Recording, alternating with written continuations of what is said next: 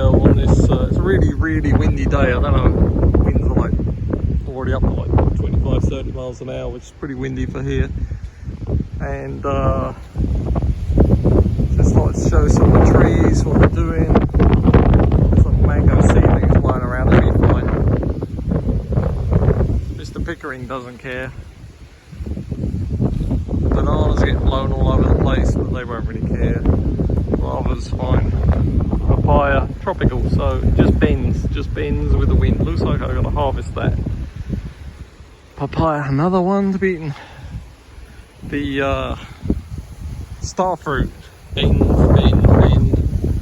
They blow all over the place, but most of the stuff just bends, blows around. The low putt, move it around. Of course, if it gets